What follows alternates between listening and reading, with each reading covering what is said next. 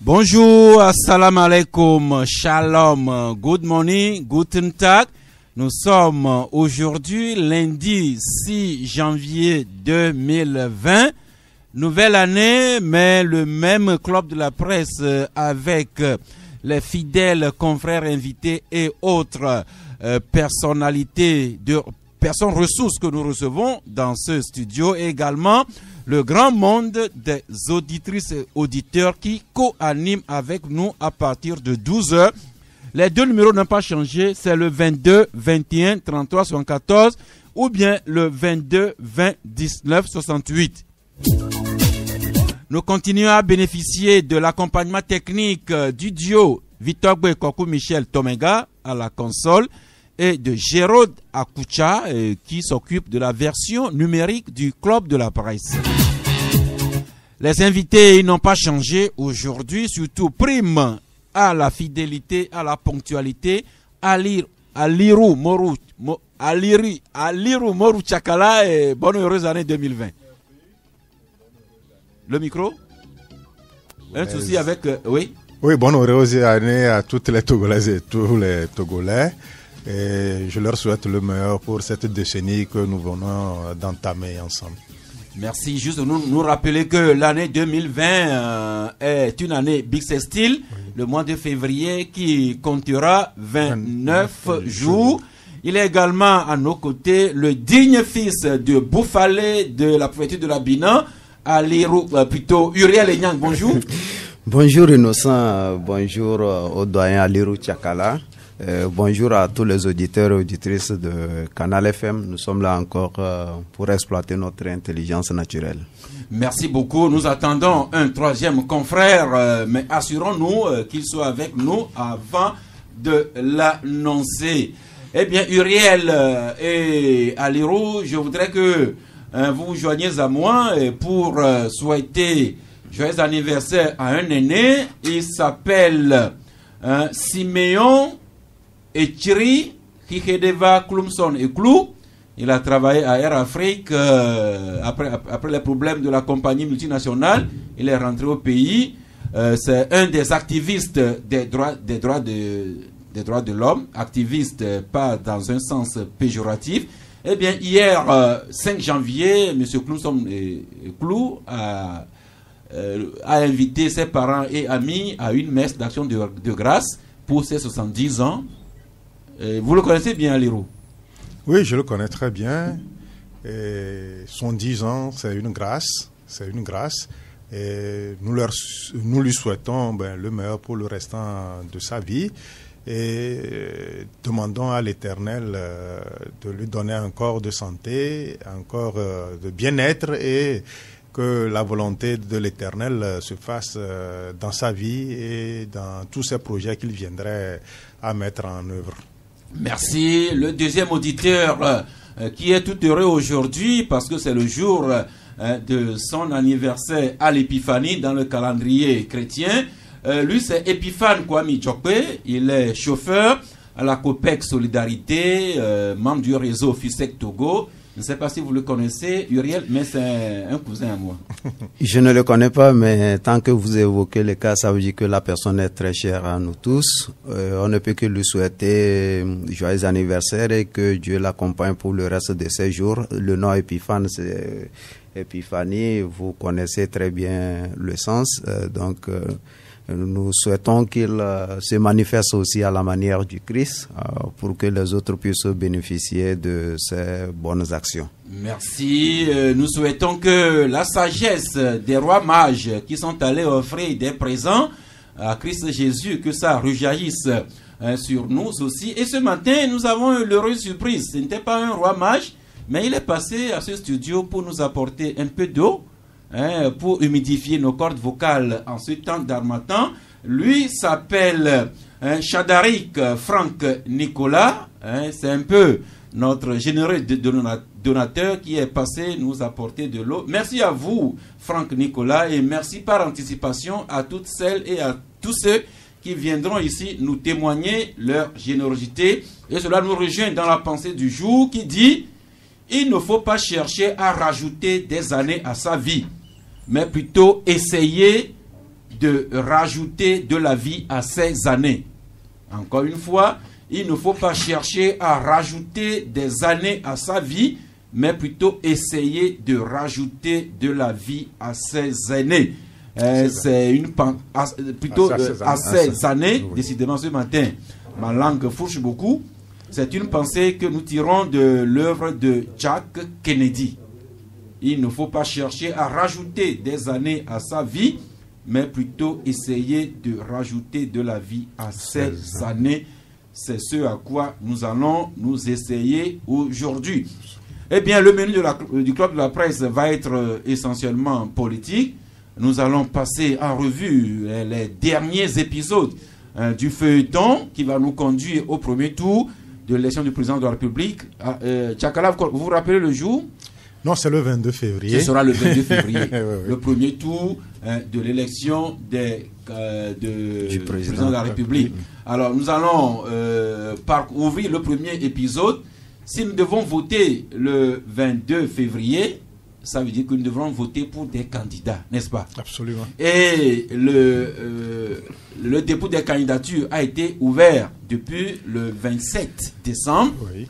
Et le délai de fin, c'est le mercredi prochain. Oui. Alors, pour le dépôt des candidatures, nous sommes à jour J-2. Et nous sommes allés aux nouvelles. Nos sources nous informent que au niveau de la CENI, il y a 24 fiches de candidature qui ont été retirées.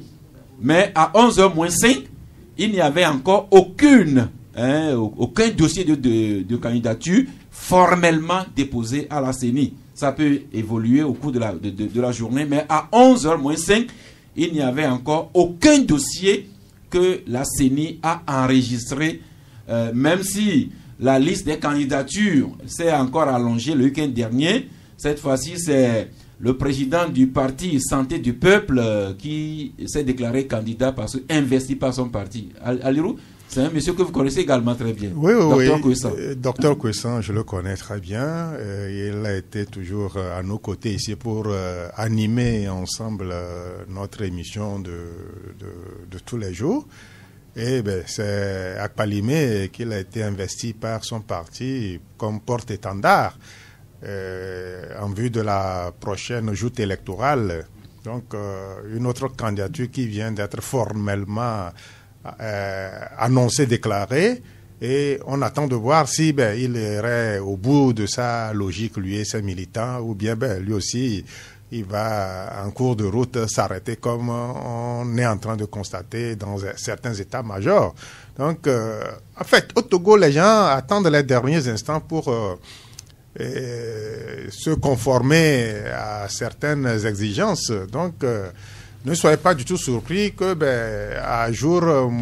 au jour du délai de dépôt, que les gens aillent prendre d'assaut la CENI à quelques heures de la clôture du dépôt de candidature. Donc, ça a été toujours ainsi. On voit, dans ce pays, on a vu des gens aller à minuit, moins quelques secondes. Donc, ça ne me surprend pas. Si des fiches, au moins 24, ont été retirées au niveau de la CENI, c'est que, quoi qu'on dise, on n'aura pas zéro candidature, on aura quand même des candidatures, mais est-ce que tous ceux-là qui s'étaient déclarés comme de potentiels candidats à cette présidentielle seront tous de la partie, seront tous du départ de la course pour le 22 février? On attend de voir. Eh bien, avec Dr Kouessan, président du parti de Santé du Peuple. Santé du Peuple, ça doit faire, je crois, 16 intentions de candidature déclarées. Mais je rappelle, à 11h-5, aucun dossier de candidature n'avait encore été formellement déposé à la CENI. Uriel, rappelez que le dernier jour, ce sera le mercredi 8 janvier à 23h59. Et comme le disait tantôt Tchakala, le personnel de la CENI risque d'être fortement sollicité ce dernier jour.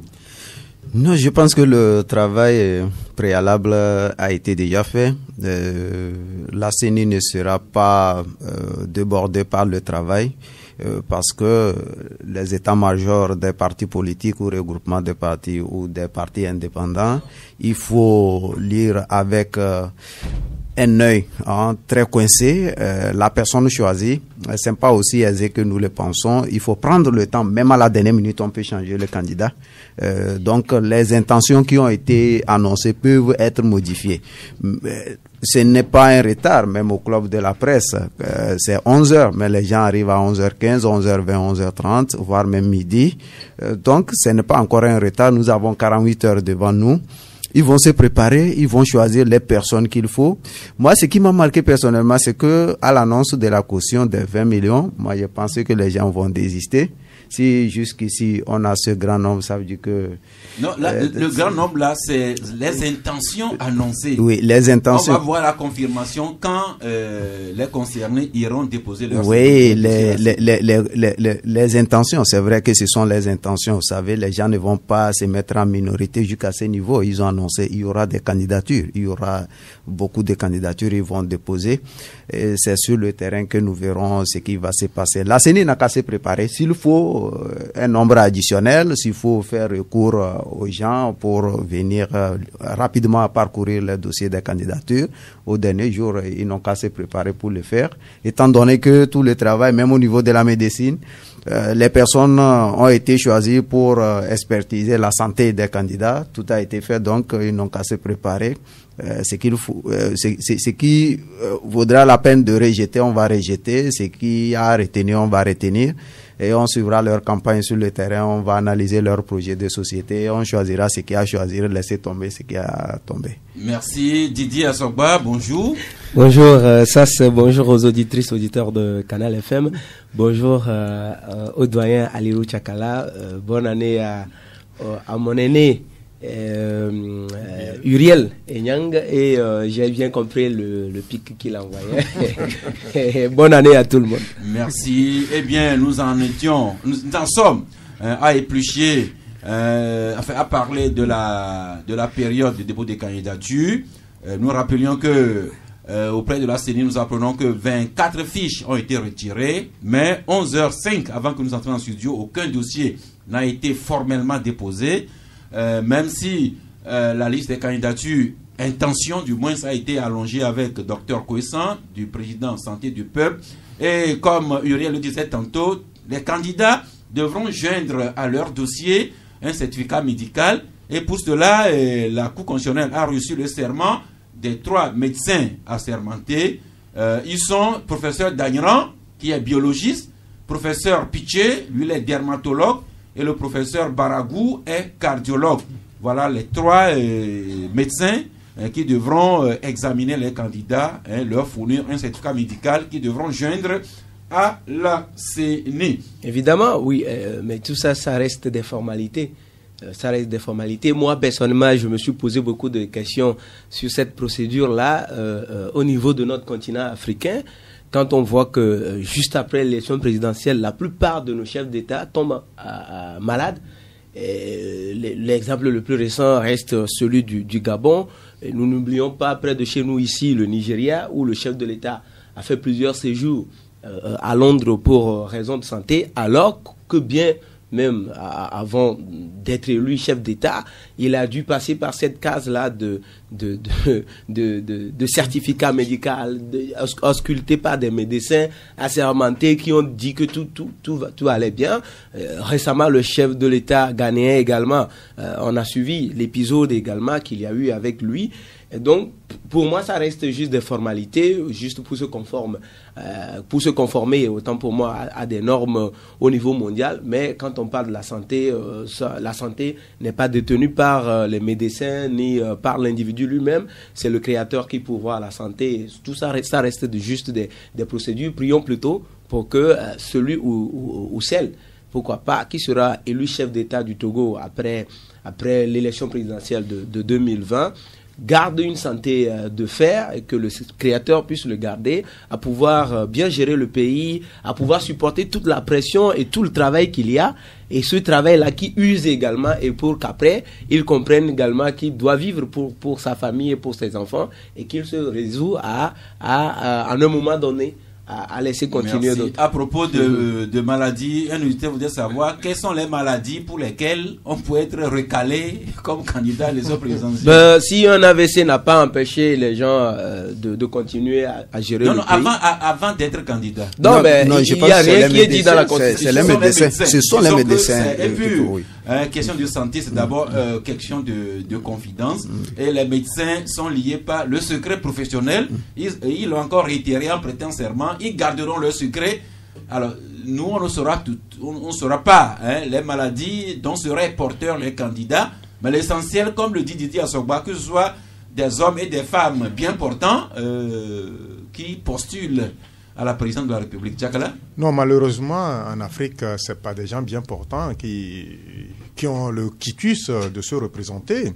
C'est vrai que ces médecins, ces professeurs d'un très haut niveau prêtent serment, mais est-ce que ils disent quand même la vérité par rapport aux analyses qu'ils font à ces candidats déclarés? Ça, j'en doute fort, hein.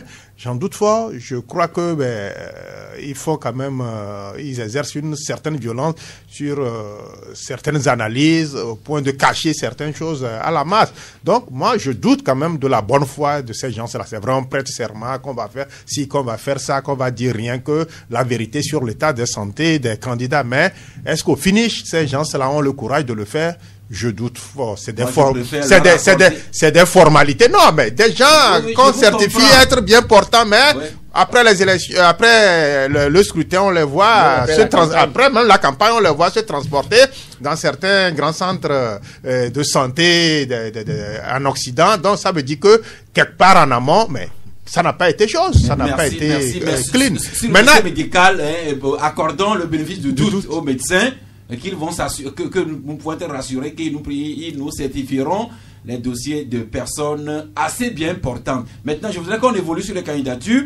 Si Dr Kwessan est investi candidat, il n'en sera pas. Ainsi, pour le cas qui a tenu une assise le week-end pour annoncer que le cas ne présente pas de candidat à l'élection présidentielle, et c'est pas fini. Le cas demande même à son représentant à la CENI de se retirer. Didier Assogba. Oui, c'est ce qu'on a compris finalement de ce Conseil national que le CAR a eu à tenir le week-end dernier. Et on savait déjà que Agbouebo ne sera pas candidat. Et le problème qui avait cours au niveau de ce parti, c'était de savoir si Agbouebo n'est pas candidat, qui devrait l'être. Et ça a créé, on va dire, quelques remous à l'interne. Mais il semble que les choses se sont rendues en ordre là-bas, et cela a permis donc d'organiser ce Conseil national-là qui a été sanctionné par cette déclaration-là qui dit que le CAR ne présente pas finalement de candidat, alors qu'on savait qu'il y avait quelques vice-présidents et même le secrétaire général qui se bousculaient pour se porter candidat. Et après, selon la déclaration du CAR et selon la déclaration même du président du parti, qui parle de l'analyse à l'heure actuelle de l'organisation du scrutin, du cadre électoral, qu'il ne servait à rien de se porter candidat quand on sait qu'à l'étape actuelle des choses, on partait perdant à l'élection présidentielle de février 2020. Et donc, le parti se décide de ne pas être candidat, mais seulement le CAR se retire du processus électoral, donc en rappelant d'abord son représentant à la CENI et donc de ses démembrements. On sait qu'en 2015 déjà le CAR avait une position pareille et n'avait pas présenté de candidat, sauf qu'à l'époque le parti avait quand même laissé son représentant poursuivre les travaux au niveau de la CENI. Cette fois, le parti est allé un peu plus loin en rappelant son représentant à la CENI. Et donc, j'ai écouté Maître Agboibo interpeller encore le pouvoir ce matin sur d'autres antennes en demandant à ce qu'on continue de dialoguer pour améliorer le cadre électoral.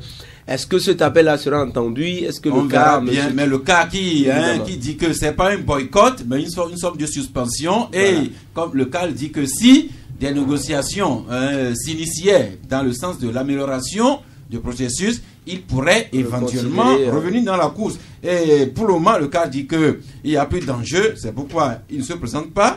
Il ne présente pas de candidat. Cela rejoint un peu une tribune libre qu'a publié il y a quelques jours le professeur Togo Ata Apedoama, qui écrivait que tout est déjà plié, empaqueté, ficelé. C'est la tribune de professeur Apedoama que publie aujourd'hui le confrère Le Télégramme du Togo. Mais pour revenir à la position du CAR, on peut comprendre que le CAR ne présente pas de candidat à l'élection présidentielle pour des raisons qui lui sont propres. Mais que le CAR aille jusqu'à demander à son représentant, à la CENI, quelqu'un qui a prêté serment de servir la République. Maintenant, son parti de base lui demande de se retirer. Tchakala et Uriel, qu'est-ce que cette position vous inspire? Tchakala d'abord? Non, cette position m'inspire une certaine constance au niveau de ce parti. Quand on ne mange pas quelque chose qui est le totem, on ne boit pas son bouillon, ou bien on ne partage pas sa viande avec ses dents. Donc, on ne peut pas aujourd'hui dire que le processus n'est pas bien. Et l'organe qui est censé organiser cette élection, en l'occurrence la CENI, et qu'on ait un membre là-bas, là, ça ne fait pas du tout sérieux. Donc, je crois que c'est une constance, c'est une élégance dans la prise de décision de ce parti. Ce parti, à l'entame du processus devant nous conduire à la présidentielle, avait crié haut et fort que le processus n'est pas inclusif. Il y a beaucoup de choses à régler. Et même ils ont appelé à un dialogue pour baliser le chemin afin que tout se passe au mieux. Mais ce parti a toutes les fois que l'occasion lui est donnée, rappelé, fredonné cela. Mais bon, ça tomba dans des oreilles de sourds. Des gens étaient lancés dans une dynamique où ils ne voulaient même pas rétro-pédaler. Donc aujourd'hui, le CAR dépité est obligé de prendre des mesures très fortes. Et ces mesures très fortes, c'est que le CAR ne prendra pas part à cette élection. Et mieux encore... Là, on comprend. Et la preuve, le CAR qui s'est retiré de la première réunion du conseil du comité de suivi que le ministère de la territoriale a organisé il y a quelques semaines. Oui. Et la semaine dernière, le CAR a encore écrit pour dire qu'il ne se sentait pas concerné à participer aux réunions du comité de suivi pour des raisons politiques. Là, on comprend. Mais que le CAR demande à son représentant, à la CENI, quelqu'un qui a prêté serment de servir non pas son parti, mais de servir tout le pays, et que son parti de base lui demande de se retirer. Non, je n'ai pas encore fini mon analyse. Ouais, non, mais pour le parallélisme des formes, pour la constance. Mais il est allé là-bas en tant que représentant d'un bord politique. Oui. Et ce bord politique ne se sent plus concerné par ce à quoi son membre est censé veiller au niveau de cette institution. Et ils lui ont demandé de se retirer. On peut beau prêter serment, mais à partir du moment où le parti qui t'a envoyé là-bas ne se sent pas concerné par la dynamique en cours, mais vous n'avez qu'à vous retirer. C'est une question de logique. C'est une question de logique. Maintenant, vous, Uriel, je rappelle encore que les membres de la CENI ont prêté serment de servir le pays, servir à organiser les élections. C'est pas seulement être nécessairement le porte-parole de son parti, et c'est pas nécessairement que son parti soit candidat ou pas. Mais quand le CAR demande à son représentant de se retirer, je rappelle que par le passé, d'autres partis ont fait la même chose. UNIL qui avait demandé à ses représentants de se retirer, l'ANC de même. Est-ce que ça là même, ce comportement des partis n'entache pas l'indépendance que nous souhaitons tant de notre CENI?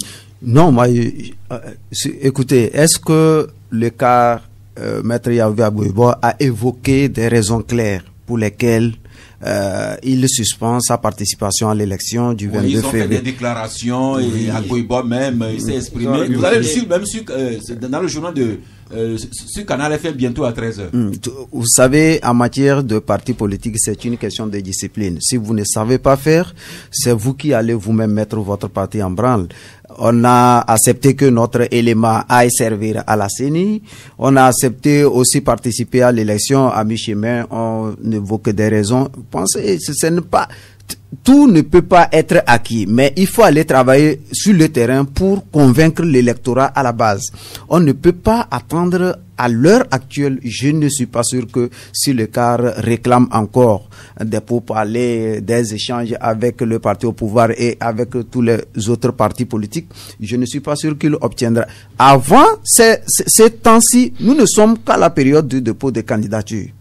Et si des gens ont cette vision, bon, Maître Apedouama, professeur Apedouama, il estime que les jeux sont déjà réglés, qu'il n'y a même plus match. Vous avez bien fait d'établir le lien, parce que ce qu'il dit, c'est en étroite relation avec les actes posés par Maître Yahweh Abouivo. Ça, il ne faut pas se faire des visionnaires. Allez-y, travaillez jusqu'au bout et on verra ce dont vous êtes capable. Depuis un certain temps, le CAR s'est affaibli. Le CAR s'est affaibli. Vous voyez sa représentation à l'Assemblée nationale pour la législature passée et actuellement. Donc, mais puisque nous parlons ici, oui, ici nous parlons. Le sujet que vous avez évoqué, c'est sur le CAR pour le moment. Quand il s'agira de l'UFC, on va en parler. Il s'est affaibli, mais les mesures que le premier responsable ou le parti est en train de prendre, je vous assure, va enterrer petit à petit coup ce parti-là que je sous-estime un peu par rapport aux actes qu'ils posent. Ils n'ont qu'à poser de vrais actes et aller sur le terrain. C'est pas le boycott, il dit c'est pas un boycott, c'est un boycott qui ne dit pas son nom. Et s'il ne va pas, il a boycotté puisqu'il a déjà commencé les activités. Ils n'ont qu'à aller. Voilà, le CAR n'est pas candidat. Le CAR demande à son représentant de la CENI de se retirer. Didier, on va suivre le comportement de M. Aoudi. Est-ce qu'il va obéir à son parti, déserter la CENI, ou bien s'il va faire sourde oreille à l'appel de son parti et demeurer à la CENI, travailler pour l'organisation des élections? Oui, après on suivra, mais le problème que tu soulèves, je vois là où tu voulais en venir, mais je veux dire que le Togo est ainsi fait et nos institutions sont ainsi faites. Vous vous souvenez en 2015, le grand parti uni entre guillemets. En fait, c'est comme ça qu'eux-mêmes aiment se faire appeler, voilà, le grand parti uni. Donc je les cite, avait rappelé 4 de ses représentants à la CENI, on se rappelle encore. Et c'était pas des moindres. C'était pas des moindres, entre griffes, des caciques qui avaient été rappelés pour ce qu'on leur reprochait à l'époque. Donc on les a remplacés par des gens qui par la suite se sont retrouvés au gouvernement. Est-ce que véritablement l'indépendance que nous prenons tant pour nos institutions est une indépendance assez réelle ou assez garantie ou relative? C'est à chacun d'analyser. Nous sommes peut-être en train de poser ou de reposer des bases d'une république. C'est peut-être également une réflexion à poursuivre. Après cette élection, est-ce que des institutions doivent se retrouver par la suite dans le carcan et dans l'engrenage des partis politiques, et tel parti qui décide tel jour de rappeler tel membre pour paralyser? Et imagine si UNIR aussi se décide à rappeler tous ses membres donc imaginons un peu, est-ce qu'on ne peut pas procéder autrement? On avait évoqué le débat d'une CENI technique il y avait plusieurs mois, et ce débat-là, on ne sait pas où cela aboutit. Et finalement, aujourd'hui, on retourne dans le même canevas qu'avant. Et tant qu'on sera dans ce canevas-là, les partis vont prédominer sur les éléments qui vont à la CENI. Et ce n'est pas prêt pour s'arrêter avant cette élection présidentielle. Eh bien, on suivra donc l'acte que posera le sieur Aoudi. Est-ce qu'il va obéir à son parti et démissionner de la CENI, ou bien est-ce qu'il va y rester pour travailler pour le Togo, quitte à se mettre le CAR à dos? On verra bien. Non, je pense pas l'autre là, M. Aoudi, va s'ériger en frondeur. Non, il était là la dernière fois au point de presse. Il était là et c'est avec élégance qu'il acceptait aussi la décision de son parti. Il se soumet à cette décision, donc ça veut dire qu'il va se retirer de cette institution qui organise la CENI. Donc je crois qu'il n'y aura pas de problème même Aoudi a pu comprendre les raisons pour lesquelles son parti le rappelle. Et c'est un parti discipliné. Après, sur le plan personnel, je ne vois pas ce que perd M. Aoudi. Son mandat finit normalement en avril ou fin mars. Donc, sur le plan personnel, je ne vois pas ce qu'il perd. Sur son CV, il mettra ancien membre de la CENI. Et puis, sur des avantages pécuniaires, il en aura eu. Et donc, je ne vois pas ce qu'il perd sur le plan personnel. Donc, il gagnerait à plutôt suivre la logique de son parti politique afin d'être considéré, d'être vu comme un fidèle. Comme dirait l'autre, c'est une question qui concerne l'intéressé en son âme et conscience. Est-ce que c'est le côté militant qui va prédominer ou plutôt le côté républicain? On verra. Et pour terminer avec l'ordre constitutionnel, nous savons que c'est la CENI qui organise et qui supervise les élections, mais à côté, un peu au-dessus, il y a la Cour constitutionnelle, qui a reçu le mandat des médecins assermentés, auprès de qui les candidats vont déposer leur signature. C'est la Cour constitutionnelle qui va valider définitivement les listes de candidats, disons les candidats, et après proclamation des résultats provisoires des élections ou de l'élection par la CENI, il reviendra encore à la Cour constitutionnelle de proclamer les résultats définitifs après avoir reçu éventuellement les recours. Et la Cour constitutionnelle a été installée la semaine dernière dans les conditions que nous savons, à savoir 7/9. Et le week-end dernier, il y a également ceux qui se font appeler les forces démocratiques, à savoir le Front citoyen Togo debout, des acteurs politiques de l'opposition, des organisations de la société civile et même quelques candidats déclarés à la prochaine élection. Tout ce beau monde-là s'est retrouvé. Ils ont sorti une déclaration qui dit que la nouvelle Cour constitutionnelle est illégale. C'est ce que ce beau monde-là relève, que la Cour constitutionnelle est illégale. Or, c'est cette Cour-là dont je viens de rappeler les prérogatives. Non, c'est comme ça. Comme d'habitude, c'est comme ça. On va sortir des déclarations. L'Assemblée nationale actuelle est illégale. La Cour constitutionnelle est illégale. Mais il y a des lignes à suivre pour parvenir à des objectifs bien lisibles. On ne va pas se limiter aux déclarations. C'est bien déclaré, mais quel sera l'impact du fait de dire que la Cour constitutionnelle actuelle est illégale? Quel sera l'impact? Ça ne va pas limiter les actions, ça ne va jamais limiter les actions. Au lieu de se disperser pour sortir des déclarations, au lieu de se mettre en rang dispersé pour faire ceci ou cela, j'aurais préféré que ces gens-là travaillent ensemble pour être plus forts. Tel que ça se passe, je ne suis pas en train de voir un changement à la Cour constitutionnelle tel que cela a été stipulé le 15 mai passé. Le problème, c'est que ces personnes estiment que le jeu n'est pas équitable, que les dés sont pipés. C'est pourquoi ils relèvent cet aspect sur la Cour constitutionnelle qui est haute, qui est éminent, dont le rôle est imminent, mais qu'ils trouvent qu'elle est illégale. Ça veut dire que logiquement, on ne saurait se présenter à une élection dont les règles ne paraissent pas bien établies. S'ils ont bien prononcé le mot « jeu », comme vous le dites, ça me réjouit, parce que même ils ont dit « jeu ». En politique, il n'y a que des jeux. Donc, à chacun de savoir monter au-dessus pour faire ses jeux. Il n'y a que des jeux, il n'y a pas autre chose. Il n'y a que des jeux, mais des jeux quand même qui se jouent avec des règles. Tchakala. Absolument. Je crois que tous ceux-là qui se sont retrouvés pour parler de l'illégalité de la Cour constitutionnelle ont quand même de preuves suffisantes pour attester de cela. Et quand on dit qu'une Cour constitutionnelle doit être composée de 9 membres et en lieu et place des 9 membres, on nous présente 4 et 7, et ces 7 sont censés conduire le processus jusqu'à terme, là on dit que quelque part il y a un problème. Il y a un problème. 7, c'est pas 9. 9, c'est pas 7. Donc, je crois qu'ils sont dans leur absolu droit. Et puis, quand on prend un peu aussi cette Cour constitutionnelle, on voit un peu sa composition. Il faut pas qu'on se trompe. C'est des gens avertis qui sortent des déclarations. C'est des gens qui s'y connaissent. C'est des Togolais comme nous qui connaissent un peu le profil de ces gens-là qui constituent la Cour constitutionnelle, le reliquat, puisque c'est pas au complet de cette Cour constitutionnelle. Donc, je crois que c'est joué à l'avance, c'est joué. C'est des gens qui sont dans leur rôle. Ils ne le font pas par militantisme, mais ils le font par des faits. Juste 7, c'est pas 9. On dit que la Cour constitutionnelle, c'est 9 membres. Et maintenant, on voit 7 membres aller prêter serment. Et c'est ces gens-là qui vont conduire le processus jusqu'à son terme. Quel crédit accorder à un processus qui n'a pas été fait dans les règles de l'art, dans les normes? Le débat reste ouvert. Nous entendons, nous voyons des juristes qui démontrent aussi que on peut commencer la Cour constitutionnelle avec 7 en attendant d'aller à 9. Encore une fois, ce sont des avis partagés et moi je ne fais que rappeler ce que les uns et les autres disent. Non.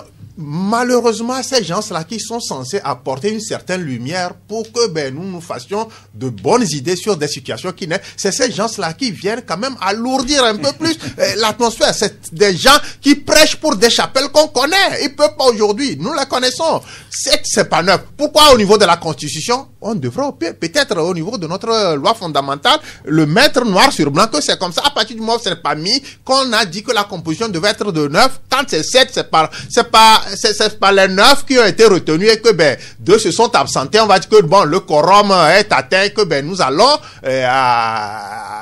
prendre une décision. Non, c'est clair et net. Donc, je crois que certains n'ont pas su prendre la hauteur requise pour au moins faire de cette joute électorale, de ce rendez-vous, le rendez-vous qui ne va pas susciter des controverses. On est en train de s'enliser dans une situation. Merci. Ce beau monde-là qui se donne le nom de force du consensus démocratique, qui ont établi ce constat dont nous parlons.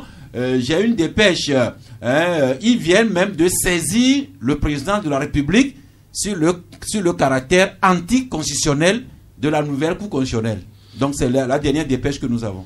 Après analyse de la situation, il faut comprendre que ce que disent ces forces démocratiques les forces du consensus démocratique. Les forces du consensus démocratique n'est pas non plus faux. Après, une loi, c'est une loi. On ne peut pas se donner des libertés avec les lois. En plus, une loi fondamentale reste une loi fondamentale. Soit on l'applique ou soit on ne l'applique pas. De ne pas l'appliquer. Lors de la modification constitutionnelle, il a été dit que la Cour est composée de 9 personnes et la composition, tout le monde la connaît aujourd'hui. Malheureusement, nous n'avons pas de Sénat et dans ces conditions, comment est-ce qu'on procède à la recomposition de la Cour constitutionnelle ou au renouvellement? C'est selon, je pense que c'est après modification constitutionnelle, on parle plutôt de renouvellement de la Cour constitutionnelle. On aurait pu se donner quelques jours de discussion entre les acteurs politiques et tout ça, et ce débat-là n'aura pas lieu aujourd'hui. Le fait d'avoir, c'est pas la première fois qu'on ait mis entre parenthèses certaines dispositions de notre constitution ici. On a vu lors de la période de l'APG, beaucoup de dispositions avaient été mises en parenthèse et on avait appliqué les choses à minima. Aujourd'hui, on aurait pu procéder par une discussion, arriver à un consensus. On n'a pas le Sénat et on veut procéder ainsi. Ou carrément, j'aurais aimé quand même que le gouvernement reste dans sa logique de réforme constitutionnelle et institutionnelle et qu'on ajoute peut-être un alinéa voilà, à la Constitution pour dire que en attendant la mise en place du Sénat qui désigne 2 et que les 7 membres pourraient être installés. Et là, aujourd'hui, le débat serait clos. Mais qu'on nous dise que 7 veut faire le travail de 9, je suis d'accord, mais légalement et au vu de la Constitution, c'est faux. Et donc, à ce moment-là, ceux qui critiquent et ceux qui attaquent le pouvoir sur ce plan-là ont raison et le pouvoir a plaidé ce flanc-là. Donc, ce qu'il a dit, c'est qu'en attendant la mise en place du Sénat, on peut toujours revoir les choses. Maintenant, nous avons une cour de 7 sur 9. Les forces du Conseil démocratique ne jouent que leur rôle de citoyens démocratiques. Ils viennent de saisir le chef de l'État, président de la République, sur l'anticonstitutionnalité de la Cour constitutionnelle. Quelle sera la réaction du chef de l'État? Quand nous en aurons connaissance, nous partagerons avec vous. Oui, au vu de tous les propos, je constate évidemment qu'il y a un problème. Et il y a un problème au niveau de l'analyse des profanes que nous sommes peut-être. J'aurais souhaité, je ne suis pas à la direction de Canal FM, que vous invitiez Monsieur Christian Trimois, qui est acheté, s'il vous plaît. On connaît déjà la position de M. Trimois, il a exprimé sur une télévision. Je pense que vous devez me laisser aller à la fin de mes propos. Parce que il y a la position de M. Trimois. Tout à fait. Le puisque vous avez,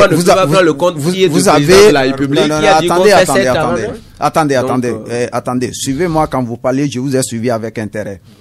Vous invitez Monsieur Trimois que vous pensez être de la couleur bleue. Vous pouvez inviter aussi Monsieur Jean Kissi. C'est vous qui affirmez ça. Monsieur Jean Kissi, que vous pensez être de l'autre bord, qu'on connaît, un grand juriste aussi, pour qu'il nous démontre soit l'illégalité ou la légalité de ces 7 membres qui fonctionnent actuellement au niveau de la Cour constitutionnelle. Je pense que c'est très bien. Merci, c'est un débat. Nous ne sommes que des journalistes. Et je l'ai déjà dit, quand le problème s'est posé, nous avons approché des enseignants du droit, mais je vous assure que ce n'est pas facile. Mais nous continuons à nourrir l'espoir ou l'espérance, c'est selon. Venons maintenant à un vrai faux suspense ce week-end. J'avoue que c'est sur les réseaux que la bataille a été rude. Il avait été annoncé que le Parti uni devrait tenir un congrès extraordinaire hier à Kara, instance au cours de laquelle le candidat Faure Gnassingbé devrait être investi. La preuve est faite depuis qu'il n'en a rien été. Mais les militants et cadres du UNI continuent à battre campagne. La preuve, le confrère Nouvelle Opinion qui écrit ce matin, élection du 22 février, une délégation des cadres unis de la préfecture de Loti mobilise les populations de Mango et de Barkwasi. L'article cite des cadres unis comme le ministre conseiller Stanislas Baba, le ministre professeur Moustapha Mijiawa. On annonce également le député Noël de Pouken et bien d'autres cadres de cette préfecture-là qui étaient en campagne pour sensibiliser les populations sur la candidature de Faure Gnassingbé et lui-même se fait toujours attendre.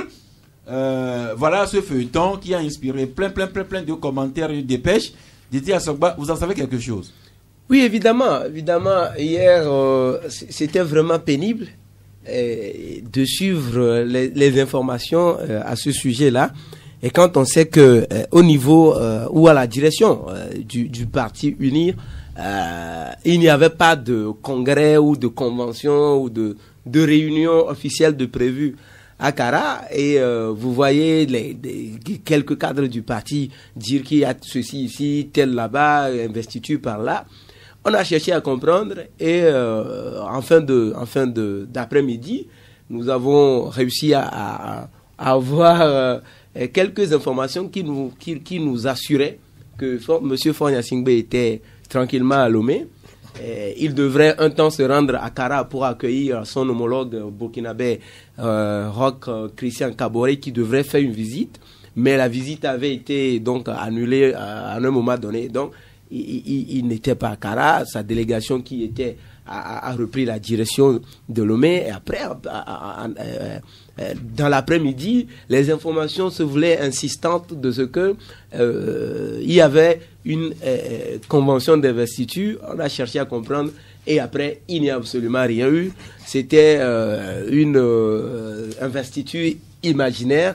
Peut-être que je comprends et tout le monde peut comprendre également que des gens s'impatientent de voir Faure Gnassingbé être candidat ou que Faure Gnassingbé soit investi candidat. Mais après, la lumière est venue de l'autre côté, justement du côté du ministre Christian Trimois, qui a déclaré justement que Unir, à l'heure actuelle, est toujours dans l'entente du dernier mot du président Faure Gnassingbé. S'il se décide à être candidat ou pas. Et donc, on est à encore 2 jours. Uriel avait dit qu'il n'est jamais tard et que des choses peuvent se faire encore. On est encore à 2 jours de la fin des dossiers. 2 jours et quelques heures. 2 jours et quelques heures de la fin du dépôt des dossiers au niveau de la CENI.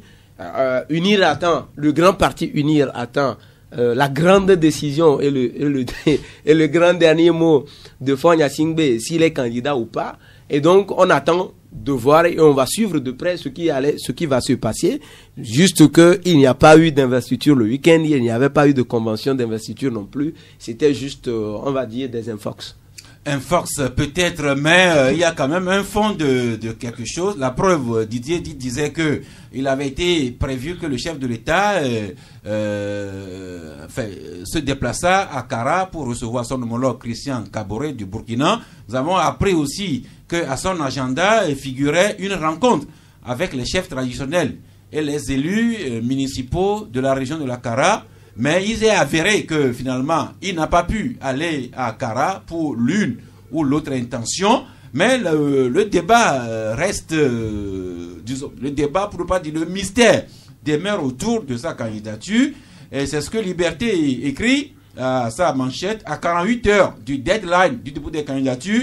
Mystère autour de la candidature de Faure Gnassingbé. Autre journal, c'est le Télégramme du Togo qui écrit le dribble malaisé de Messi à ses cadres. Suivez un peu les styles. Et puis le confrère Forum de la Semaine qui parle, lui, d'une fausse alerte sur l'investiture du candidat d'Uni Faure Gnassingbé à Kara. Mais Forum continue et écrit que aucune loi n'impose au candidat l'investiture uniquement par le congrès d'un parti. Certes, je ne sais pas s'il y a une loi en la matière, mais vous rappelez le communiqué que la CENI a fait diffuser. Important appel à candidature. Eh bien, ce communiqué disait clairement que les candidats devraient fournir un acte par lequel ils sont investis par leur parti, ou bien, à moins qu'on soit candidat indépendant et qu'on puisse recueillir autour de 2000 signatures. Bon, on va écouter Uriel. Oui, écoutez Uriel, sur ce canular... oui, c'est bon. Sur ce canular d'hier, je pense que les gens quand même ont raison de s'imaginer beaucoup de choses sur la candidature de Faure Gnassingbé ou sur l'investiture du candidat du parti uni. Jusqu'ici, je me suis renseigné, il n'y a pas encore une loi qui oblige un parti politique à aller investir son candidat d'une façon publique. Ils sont libres d'investir leur candidat de la manière dont ils veulent. Donc actuellement, moi, aucun problème ne se pose à mon niveau particulièrement. Qu'on investisse Monsieur Tchakala comme candidat UNIR dans la clandestinité ou Didier Assogba de Couvé dans la clandestinité, les candidats, il est investi. C'est la CENI qui va découvrir qui est candidat uni. Donc, lorsqu'on va publier la liste, nous en saurons plus. Et donc, par rapport à ça, à ce niveau-là, c'est vrai que vous pouvez m'aider. Je sais pas si une loi qui le dit spécifiquement, mais du communiqué que la CENI a bar 2019 bar P bar CENI. Dans le point 6 dit ceci: une attestation par laquelle un parti politique légalement constitué ou une coalition de partis politiques légalement constitués déclare que le dit parti ou la dite coalition a investi l'intéressé en qualité de candidat à l'élection présidentielle. Les autres points suivent. Oui, mais actuellement, dans ce cas d'espèce, si M. Faure Gnassingbé a été déjà investi et que nous ne le savons pas, où est la faute? Il n'y a pas la faute. Il peut être investi à l'heure où nous parlons, mais nous ne le savons pas. Et les signataires ont signé. Et ils vont joindre l'attestation dont vous parlez. Je ne sais pas si on se comprend. Oui, je ne vous accuse non plus. Oui. C'est pour dire que nous nous alarmons pour rien. Parce que je me suis renseigné. Il n'y a pas une obligation d'investir un candidat d'une façon publique. Qu'on dise que Jerry Tama a été investi avec les tam-tam et les gonds. Non, c'est pas important. on peut investir un candidat. C'est pas parce que c'est Faure Gnassingbé, mais tous les candidats, Maître Yavuz Agbonibon aussi, peut se faire investir. Il a dit qu'il n'est pas dans le jeu. Jean-Pierre Fabre peut le faire de cette façon. La CENI découvrira que c'est lui qui est candidat. Et vous, Alirou? Non, mais je dirais que ces derniers jours, il ne fait pas bon d'être militant ou sympathisant du parti UNIR, du grand parti UNIR. C'est une douce torture infligée à ces militants. On s'amuse avec le nerf de ces militants. Avec tout, ça part dans tous les sens. Alors que c'est un grand parti qui est censé donner les justes informations. Mais l'information, c'est les gens qui la fabriquent sur les réseaux sociaux. Et puis, curieux que cela paraisse, on se tait au niveau de ce grand parti, on ne dit rien. On laisse les choses avancer et puis finalement, est-ce qu'on va sortir pour recadrer les débats par des actes forts que le parti viendrait à prendre? On ne le sait pas, mais moi je me dis que pour un parti, ça ne fait pas du tout sérieux. Parce que la communication, qui maîtrise la communication, a presque tout à sa faveur. Mais on laisse la situation pourrir. Le candidat naturel se fait désirer, il ne dit rien. Tantôt c'est à Kara, tantôt c'est ici. Et pour certaines fois, même se donner bonne conscience, on dit que on n'est pas obligé d'investir de façon solennelle le candidat. Donc, franchement, c'est un flou à couper à la tronçonneuse qui règne autour de cette candidature tant attendue par certains militants. Finalement, on attend. C'est le 8, la date, le 8 à minuit qu'on pourra se situer si effectivement, tout ça là, ça va aboutir finalement au choix que certains ont déjà annoncé ou bien, Faure va jouer à la Messie avec ses militants pour peut-être faire porter le chapeau pour défendre les couleurs du parti à quelqu'un d'autre au sein de ce parti. On ne le sait pas. Merci. Encore une fois, ce qui est sûr, le dernier délai, ce sera le mercredi 8 janvier à 23h59. Il y a encore du temps d'ici là. Moi, je retiens juste, et tout le monde doit retenir d'ailleurs cela, que Christian Trimois, conseiller de Faure Gnassingbé, ministre de Faure Gnassingbé et haut cadre de UNIR, a dit que UNIR attend toujours le dernier mot de Faure Gnassingbé s'il serait candidat ou pas pour conduite à tenir.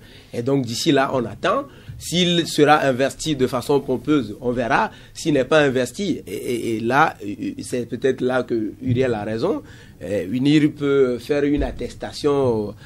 Faire une attestation, c'est pas pour faire des diplômes. Hein. Une attestation, là, on la fait en quelques minutes. On fait signer, on donne au représentant du candidat Faure Gnassingbé qui va déposer à la CENI. C'est vite fait. Mais après, si nous voulons être rassurés, attendons-nous calmement. On verra après minuit.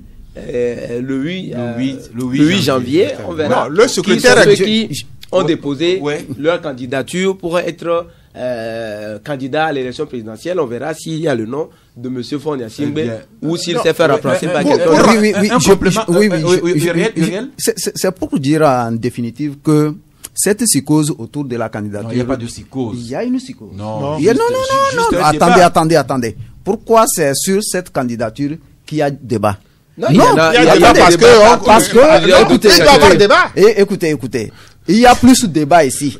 Il y a plus de débat parce que les militants d'UNIR même ont voulu qu'il y ait débat. Sinon, comme d'habitude, on ne les voit pas sur le terrain pour dire que il y a eu telle mobilisation pour inviter Faure Gnassingbé à être candidat. Depuis un certain temps, c'est eux qui sont sur le terrain pour dire telle jeunesse a dit Faure Gnassingbé n'a qu'à être investi sans délai. C'est ça qui crée problème. Sinon, actuellement, il y aurait silence et attendre le nom du candidat du parti UNIR. C'est tout. Je rappelle que le week-end, les cadres de UNI étaient encore dans la préfecture de Loti pour déjà commencer à mobiliser les populations autour d'une candidature dont l'intéressé ne se prononce pas encore. Non, mais ce qui est un peu dommage, c'est que au niveau de certains états-majors de partis, surtout ceux de l'opposition, on a royalement oublié la candidature de Faure. Maintenant, c'est au sein même de ce parti, même que les gens donnent la voix pour susciter le débat. C'est ça. Ça, c'est un peu curieux. Et tenez-vous bien, le secrétaire exécutif du même parti a dit haut et fort qu'ils n'ont pas besoin même du oui ou du non du président. que c'est lui leur candidat. Et maintenant, quelqu'un dit qu'ils attendent seulement le dernier mot qui... Donc, il y a des discours un peu contradictoires. Ça part dans tous les sens. Akleso Achole dit qu'ils n'ont pas besoin que leur candidat se prononce. Christian Trémois dit que lui continue à attendre le dernier mot de fort, alors qu'il y a quelque temps, le professeur Kondi Chalagba disait également, Chalagba disait deux choses. D'abord, que l'intéressé se prononce et que le parti l'investisse. C'était publiquement. Vous comprenez que j'ai raison. Se prononce. Bien. Et chacun va se faire son opinion. Évidemment, moi, je voulais pas aller sur ce terrain, mais puisqu'on y est finalement, je voudrais comprendre, moi, ce que je comprends depuis le début de toutes ces déclarations, de tous ces mouvements, c'est que certainement, des gens ont senti peut-être qu'à un moment donné, je ne dis pas que c'est cela à l'heure actuelle, qu'à un moment donné, M. Faure Gnassingbé n'a peut-être pas voulu être candidat et que des gens ont dit qu'on lui met la pression, qu'il n'a qu'à être candidat sans délai, qu'il n'a qu'à se prononcer sans délai. Et on est à 2 jours de la fin du dépôt de candidature. Celui à qui on mettait la pression sans délai ne s'est toujours pas prononcé. Ça veut dire que à l'heure actuelle, celui qui est maître du jeu dans tous les sens, c'est M. Faure Gnassingbé. S'il se décide à dire oui, aujourd'hui, je vais être candidat, vous allez voir comment est-ce que tout ce beau monde-là vont courir. Tout ce beau monde-là, autant pour moi, va courir dans tous les sens pour l'investir candidat. Vous allez voir des choses extraordinaires se faire. Ce n'est pas les moyens qui manquent là-bas.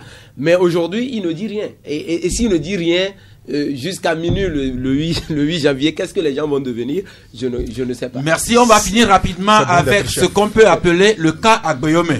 Agboyome qui a été investi d'abord par son parti et qui vient d'être conforté dans cette position par le groupe de travail autour de Monseigneur Podjoro.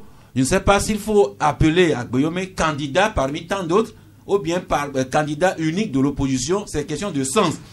Mais quand même une petite revue de presse avec Liberté qui titre aujourd'hui dans la rubrique caricaturement votre candidat unique, le dernier tour de magie de Monseigneur Podjoro avec caricature à l'appui. Nouvelle Opinion lui écrit que le candidat du prélat, Monseigneur Podjoro, boudé par les siens. Et Nouvelle Opinion écrit même que la C14 ou le reliquat de la C14 à la conquête d'une personnalité de la société civile. Le Télégramme du Togo, lui aussi écrit que Agboyome ne fait pas l'unanimité au sein du reliquat de la C14 qui continue à réclamer un candidat consensuel. Un petit tour de table là-dessus. Tchakala Alirou? Non, je n'ai pas entendu un seul membre de la C14, que ce soit reliquat ou que ce soit l'entièreté, demander à ce qu'un autre candidat en dehors de celui que le prélat leur a désigné soit candidat, se prononce. Donc, je crois que nous sommes dans le dernier virage d'avant la présidentielle et c'est de bonne guerre que des informations soient relayées pour mater un peu ceux-là qui ont porté le choix, mater la conscience de ceux-là qui ont porté le choix. Donc, il y a une dynamique qui est née et je crois que les gens veulent porter cette dynamique jusqu'au bout. Agboyome a été choisi à la suite d'un très long processus et les gens s'en tiennent à ça. La C14 a sorti un communiqué, ils ont pris acte. Ça, c'est en des termes diplomatiques et politiques. Donc, ils ont pris acte. Ça veut dire qu'ils s'alignent derrière un processus auquel ils ont pris part du début jusqu'à la fin. Donc, Agboyome reste pour l'heure le candidat désigné par la C14, qu'il soit unique, qu'il y ait d'autres candidatures, mais c'est l'émanation de tout ce que le prélat fait. On va écouter aussi Didier Assogba sur le cas Agboyome. Oui, le cas Agboyome, moi, j'ai suivi également le flot de débats, de critiques et tout ce qu'il y a eu depuis le début. Je me suis dit peut-être que c'est peut-être certaines fois un mal pour un bien. Vous voyez, quelqu'un qui est désigné candidat et des gens même qui n'ont pas pris part à la dynamique, qui critiquent, alors que ceux qui ont fait le travail même ne disent rien. Ceux qui se sont dit n'être pas concernés dès le début du processus sont les premiers qui attaquent le candidat désigné par d'autres. Ça donne un signe. Est-ce que Agboyome fait peur à des gens? Est-ce que la candidature d'Agbeome est en train de donner de l'insomnie à des gens?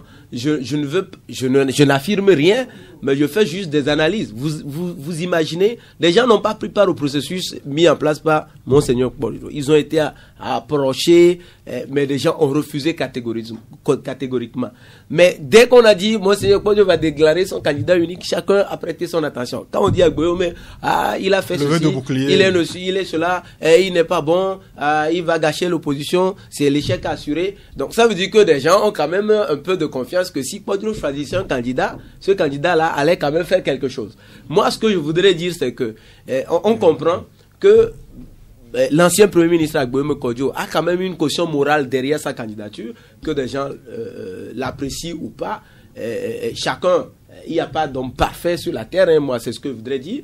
Agbeome a une caution morale qui est derrière sa candidature, que cette candidature ne soit pas unique, parce qu'il y a plein de candidatures dans l'opposition, mais c'est la candidature qui gagne aujourd'hui une caution morale et au vu de l'opposition, une candidature qui a quand même Merci, on va écouter rapidement. On verra le 22.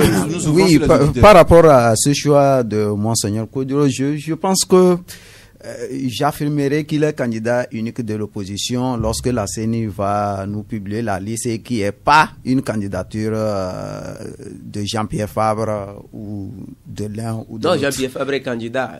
Voilà. Voilà. Alors que Jean-Pierre Fabre n'est pas exclu de la coalition ou de l'opposition en général. Donc vraiment, c'est un choix vraiment hasardeux, mais on verra bien. On connaît l'homme, on connaît l'ancien président de l'Assemblée nationale, on le connaît, Premier ministre. Bon, on verra ce que ça va donner. On verra bien, juste le temps, un petit temps commercial, et vous allez enrichir tout ce que nous avons commencé à dire dans ce studio. 93.5 Canal FM.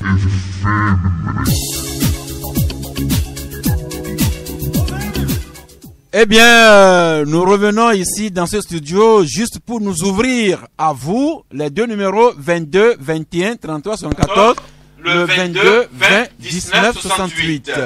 Premier auditeur en ligne, bonjour. Bonjour, Sas. Oui, c'est monsieur Nicolas Agbo. Nicolas Agbo. Eh bien, nous vous écoutons. Bonne heureuse année. À vous de même.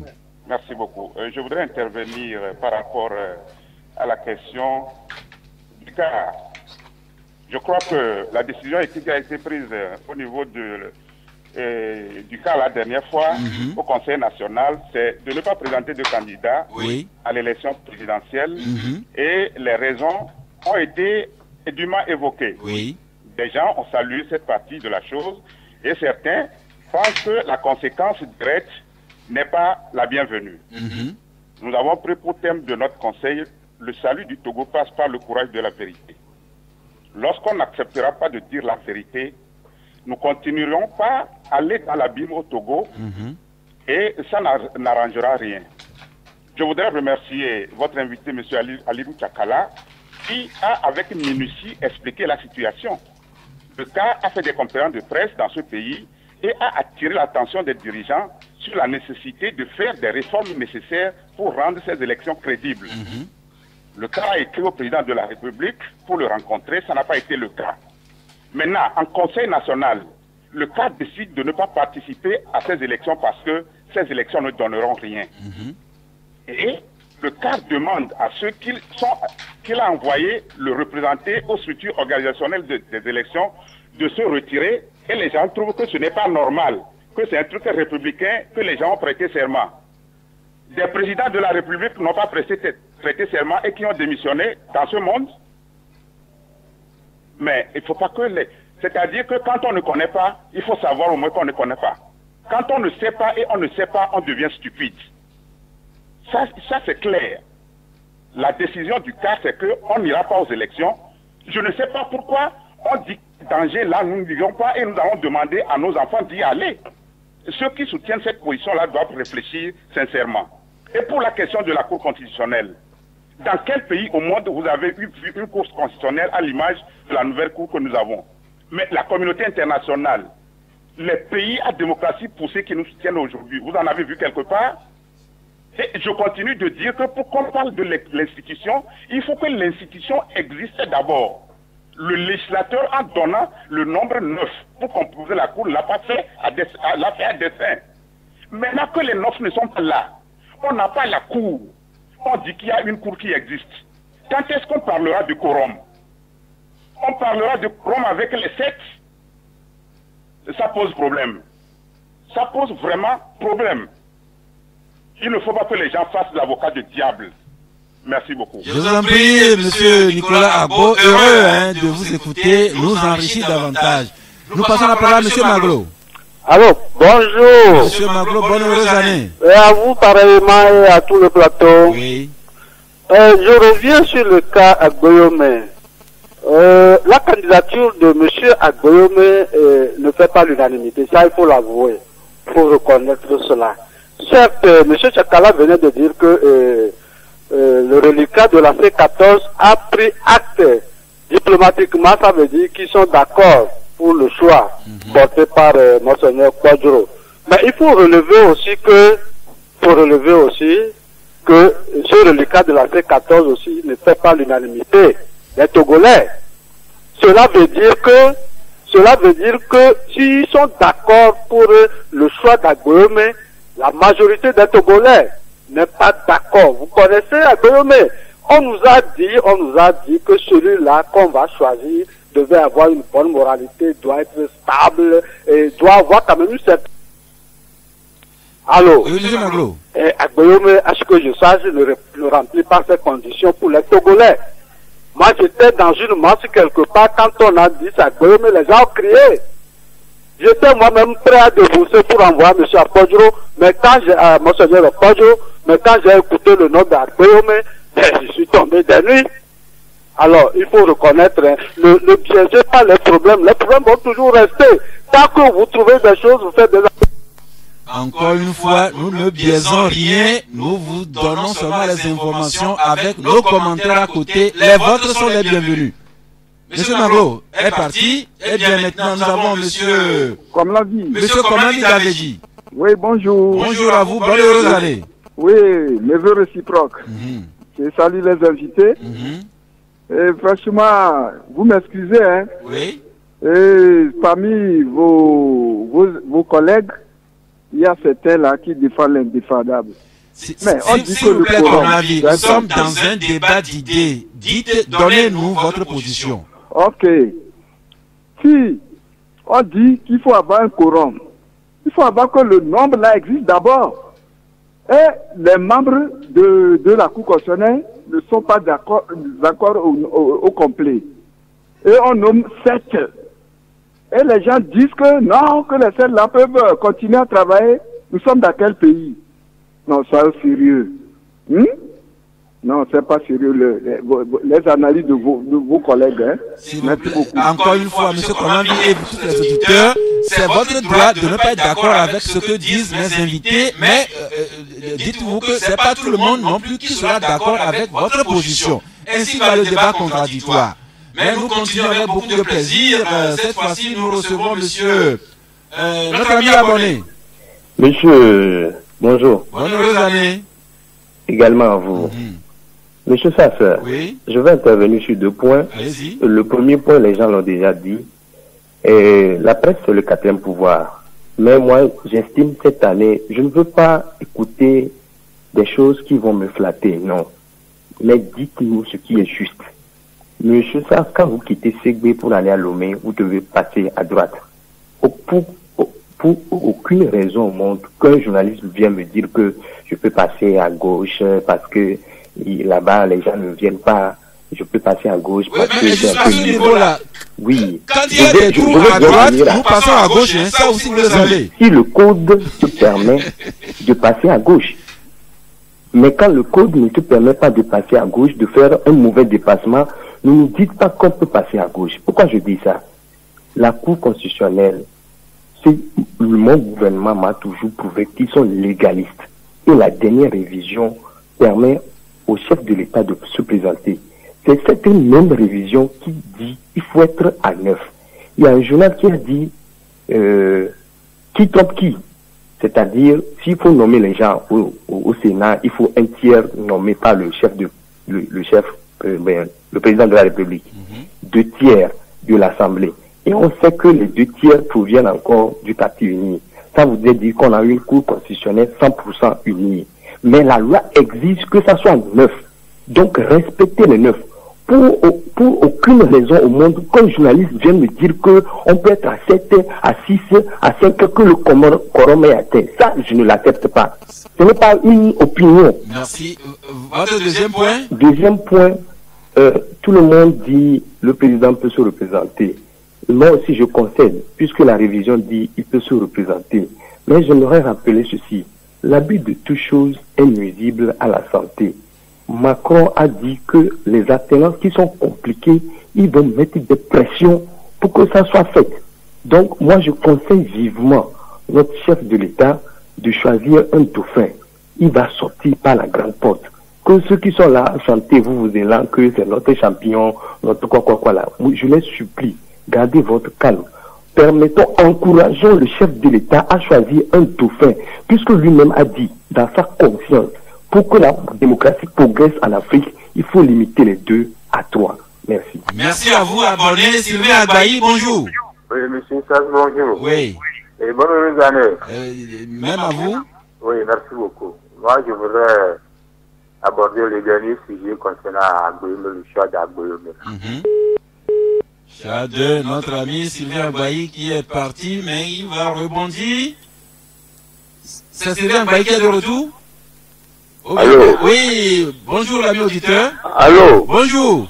Allô? Oui, bonjour, nous vous recevons. Bonne heureuse année, monsieur Sass. Oui, bonne heureuse année à vous aussi. Et monsieur Takala et les autres. Oui, Papa Sibiti. Oui, oui. Bon, qu'est-ce que vous voulez? Les Togolais, ils se créent des problèmes. Quand est-ce que nous allons voir la vérité, la réalité, aimer l'autre comme nous-mêmes? Vous savez, mais la Cour constitutionnelle, pourquoi ne pas donner, comme il n'y a pas de Sénat, ils vont se faire critiquer par les gens maintenant que non, pourquoi ne pas demander à aux députés là-bas de donner, de faire comme ils faisaient pour qu'il y ait un silence? Mais en se basant sur quel article de la loi? Oh, quel article? La loi c'est qui? Tu es mon fils et tu es mon directeur. La loi c'est qui? C'est nous. Tu sais, Montesquieu, ce que vous avez fait et vous n'avez pas chose, on ne peut pas vous accuser. Les votre glodite, vous le savez. Par exemple, cette cour constitutionnelle, le Tchakala est Kotokoli. On dit chez nous que Ndiamouro, l'aveugle a dormi. Quand il s'est réveillé, qu'est-ce qu'il a vu? Cette cour constitutionnelle, pourquoi ne pas mettre les deux? Hein? Oui, Papa Sibiti, le problème c'est que c'est l'Assemblée qui a abrogé l'ancien article 100 au terme duquel l'Assemblée suppliait au Sénat. Maintenant, on l'a abrogé et il se crée là-bas un vide. Vous m'excusez. Oui. Vous connaissez l'affaire des bons troglodytes et les mauvais troglodytes de Montesquieu? Vous connaissez, non? Il y a beaucoup de jeunes qui ne connaissent pas Papa Sibiti. Voilà, il y a les bons troglodytes, les mauvais troglodytes qui disent qu'ils veulent avoir un roi. Bon, s'ils étaient maltraités par celui qui est entre eux, on leur a choisi un roi, maintenant c'est pire. Voilà, de Montesquieu, prends le 18e siècle, de vous lever. Les jeunes qui n'ont pas vu le 18e siècle, ils n'ont qu'à prendre le 19e siècle. Ils le verront dedans. Merci. Décidément, Amadou Ampatepa avait raison quand il disait qu'en Afrique, quand un vieillard meurt, c'est toute une bibliothèque qui brûle. Merci à vous, Papa Sibiti. Nous recevons encore deux invités, vos auditeurs, et nous faisons le point ici entre nous. Bonjour à vous, l'ami. Oui, bonjour. Oui. Oui, c'est Pelé. Pelé. Oui. Oui, vous êtes en ligne. Oui, d'abord, je salue le plateau. Nous vous saluons aussi. Et je pense que ce régime ne peut jamais organiser une élection transparente. Je ne sais pas... C'est une affirmation un peu trop gratuitement quel parti dite. politique qui attend ce régime organiser une élection transparente. Donc le problème pour moi, je pense que l'opposition a choisi M. Agboyome. Il n'y a pas question une partie de l'opposition. Il faut toujours relativiser. Que ce soit une partie de l'opposition, bon, d'accord. Il n'y a pas le rétroviseur là-bas. On ne doit pas regarder.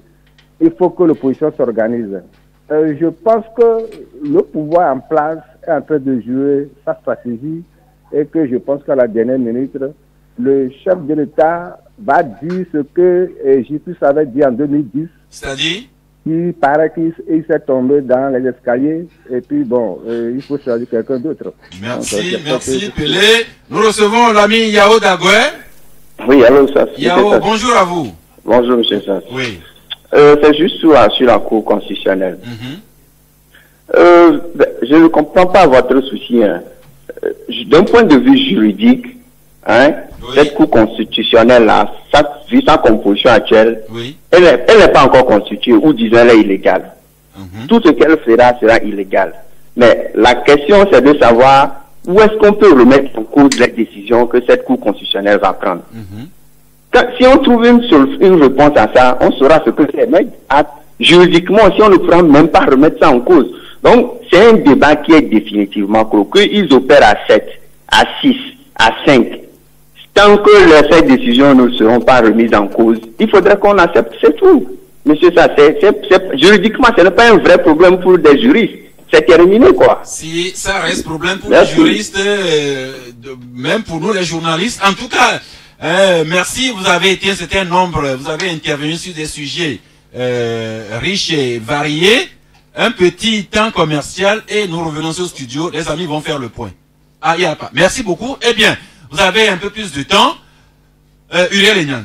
Oui, je commence d'abord par les deux intervenants qui se sont penchés sur le fait que des journalistes soutiennent que les 7 membres de la Cour constitutionnelle sont légaux. Non, personne ne l'a dit. Vous avez suggéré ici qu'il y a des juristes qui expliquent qu'à ce nombre, en attendant, ils peuvent exercer leurs fonctions en attendant de compléter pour qu'ils soient 9. Et nous avons proposé même ici qu'on peut inviter, j'ai cité 2 juristes, qu'on peut inviter, les collègues, les confrères aussi, ont dit ce qu'ils peuvent dire. Quand ils nous écoutent, il faut qu'ils prennent la peine de saisir le contenu de nos propos et ne pas les transformer. Heureusement qu'ils n'ont pas cité un nom, personne parmi nous ne l'a dit. On a proposé même d'inviter les juristes pour qu'ils nous disent si oui ou non, c'est légal. Merci. Aliro? Non, moi je suis toujours peiné quand on s'approche de certains rendez-vous électoraux dans notre pays. Je suis peiné, je me dis, mais si notre démocratie progresse ou si elle recule, et le constat, sans parti pris, sans passion, je dirais que nous reculons. Parce que les mêmes faits que nous avions toujours dénoncés depuis les années 90 jusqu'à ce jour, quand on s'approche à ces périodes-là, vous voyez, ça part dans tous les sens. On ne s'accorde pas sur le juste essentiel. Il faudrait même que ce juste essentiel existe d'abord avant qu'on ne s'accorde là-dessus. Ça n'existe pas.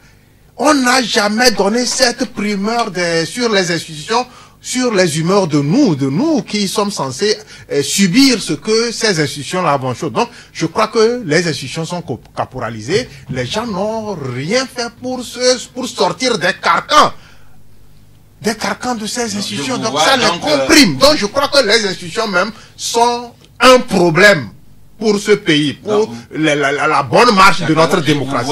Donc, vous diriez comme à Boybo qu'il urge d'abord de déverrouiller les institutions. Absolument, absolument. Il faut déverrouiller. Quand on aura déverrouillé ces institutions-là, on ne vivrait pas des situations comme cela, où à l'approche de chaque rendez-vous électoral, chaque chapelle essaie de donner sa chose. Et finalement, c'est le plus fort qui a la même mise sur tout ce qui viendrait être fait. Donc, je crois que nous sommes en train de reculer et ça me fait tellement de la peine de constater cela.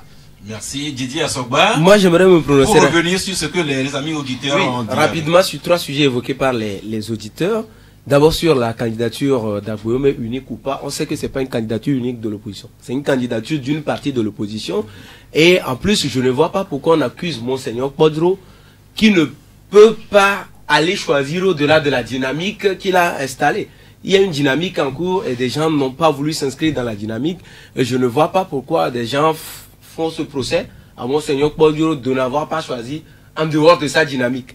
Et ça également, il faut qu'on apprenne à être logique avec nous-mêmes. Après, si les gens peuvent reprocher tout ce qu'ils veulent à Guillaume, mais si des gens veulent l'alternance ou des gens veulent juste le pouvoir, ça dépend. Allons que l'opposition aille travailler sur le terrain, chacun avec son candidat, et le premier tour de l'élection se chargera d'arbitrer Si Podro a raison, voilà, si c'est Podro qui a raison, votre deuxième remarque, et c'est bon. Et deuxième sujet, c'est la Cour constitutionnelle.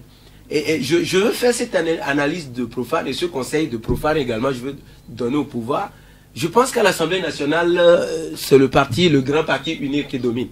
Et c'est le grand parti UNIR qui a œuvré à ce qu'il y ait la réforme constitutionnelle le 8 mai 2019.